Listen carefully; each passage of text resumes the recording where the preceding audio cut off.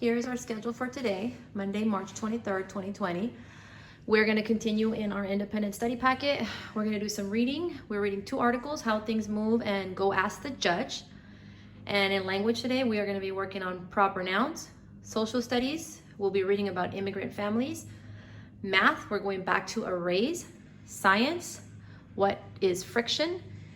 And if I haven't taken too much time, we'll read from the Chocolate Touch again. But let's go ahead and quickly get started. If you don't have your packet, put this on pause, run and go grab it with a pencil. And we are beginning right here with How Things Move. Make sure you go ahead and put the date on this page. And let's get started. Make sure while I'm reading, you are following along. Okay. How things move. We can watch things around us move. When something is in motion, it changes its position. Objects can move from one place to another. They can move in many directions. If you roll a ball, it might move in a straight line. It might also move in a curve. A swing can move back and forth. A light switch can move up and down. Fans have blades that move in a circle. If you want to know if something is moving, you can compare it to other things around it that are not moving. If the things behind the object are changing, the object is probably moving. If they are not changing, the object is probably not moving. You can measure the distance an object moves. Just measure the distance between where it was when it started to move and where it was when it stopped. Distance can be measured in inches, feet, yards, or miles. Those measurements are in the customary system. It can also be measured in millimeters, centimeters, meters, and kilometers. Those measurements are in the metric system. Okay. Directions, it says answer the following questions based on the reading passage. Don't forget to go back to the passage whenever necessary to confirm your answers. So again, remember guys, if you don't know the answer to one of these questions, you can always come back here to find your answers. Okay. Number 1, when something is in motion, what does it change? All right. So again, when something is in motion, what does it change? If I go back over here, the very beginning tells me we can watch things around us move. When something is in motion, it changes its position. It said it right here. When something is in motion, it changes its position. So number 1, what does it change? I'm going to say it changes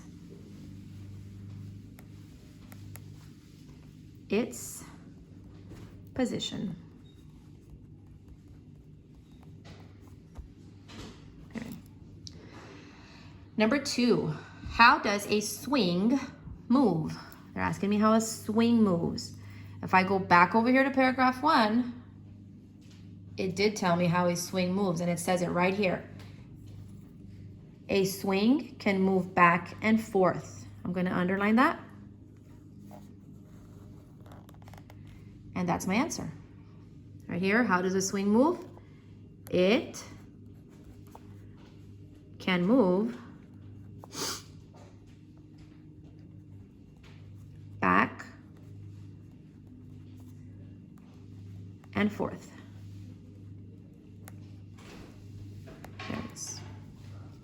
We did number 1 and 2 together. I want you to, on your own, do number 3, 4, and 5. I will read them to you. Number 3, how does a light switch move? You're looking for a light switch. Number 4, how can you test if something is moving or not? Number 5, what is 1 unit of measurement you can use to measure distance? If you want to go ahead and complete this, put the video on pause, and then you can push play when you're ready to move on. All right. We just did reading, how things move. Let's go on to our next task, and the passage is titled, Go Ask the Judge. And it is right here. Along with this one, guys, of Go Ask the Judge, you're going to be completing this story map right here. Looks like that. Okay. But I'm going to go ahead and read the story to you first. Again, this is titled Go Ask the Judge. Okay. I'm going to try to keep my phone up here, guys. That way you can see the whole thing. But I'm going to begin reading. Try to follow along with me.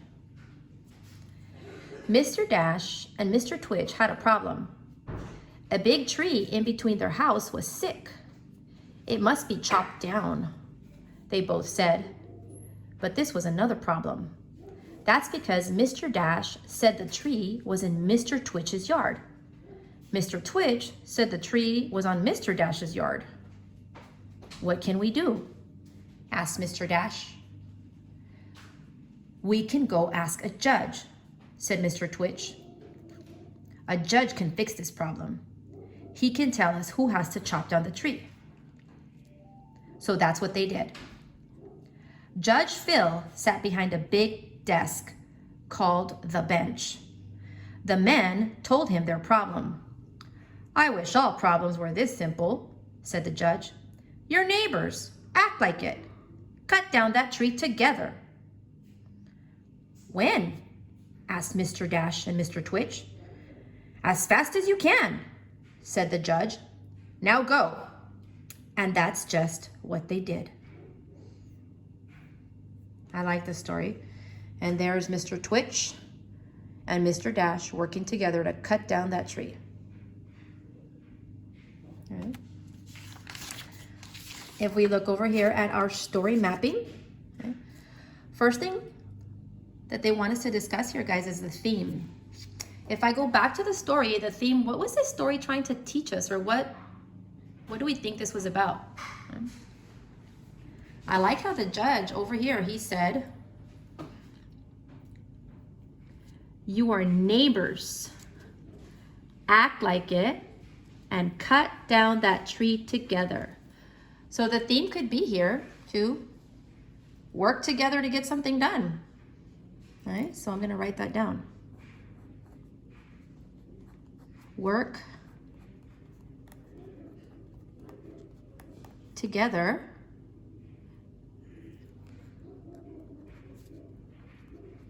to get something done. In this case, what were they trying to get done? They were trying to solve the problem of cutting down the tree. So they were working together to solve their problem. So something else could be work together to solve your problems. Work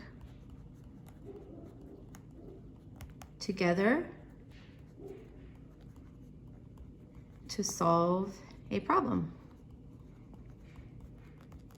All right, so there we go. I want you to continue this story mapping on your own. Right here, you're going to tell me the setting, tell me where the story was happening. Okay. So the setting could be where. And if you don't remember, go back to the story. Okay. Characters is the who. Who was in the story? Problem. Tell me in a sentence or two what problem did Mr. Twitch and Mr. Dash have? And then the solution. How did they fix the problem? What did they do? What did the judge tell them? So again, that is your story mapping. Okay. Let's go on to language of our, we're going to be working on proper nouns.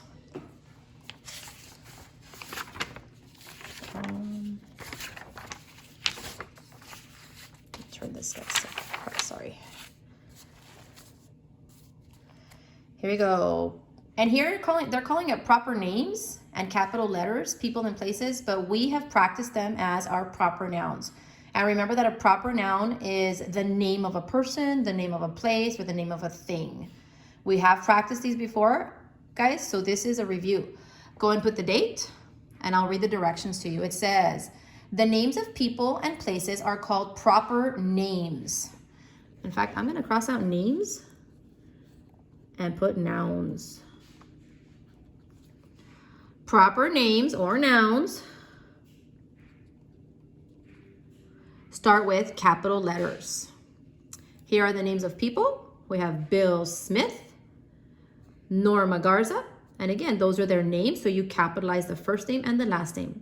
Places, Dallas, Texas, United States. Those are also the names of places, so you capitalize them.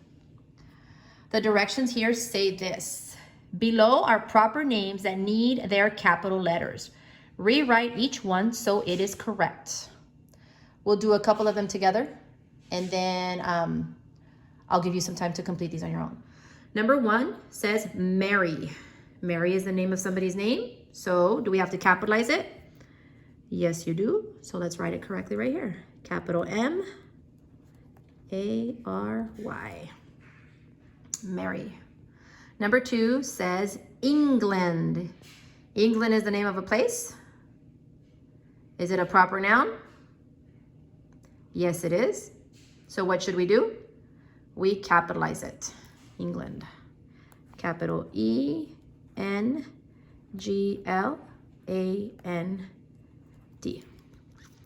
One more. Number 3, John Adams. Think about it. Is that a proper noun? Yes, it is. So it must be capitalized. The first name and the last name needs to be capitalized. John Adams. I want you to do the rest on your own. I will go ahead and read them to you. Number 4 says Florida. Number 5, Betsy Ross. Number 6, Washington. Number 7, Tom Sawyer. And number 8, Atlantic Ocean. You may pause this, complete this, and then push play when you're ready to go on. Let's go on. We just did proper nouns. Let's go on to social studies, where we're going to read about immigrant families. And here it is. Okay. Follow along with me as I read. It says immigrant families. A person who moves from one country to another is called an immigrant. I am going to underline that because that's important information that I should know. So an immigrant is a person who moves from one country to another. They are called immigrants. Many immigrant families leave their homes to make a better life in the United States. Some families wanted freedom to practice their religion. Others want to live in a country that is safe. Better jobs and schools may also bring people to the United States. In some cases, immigrants join family already living here.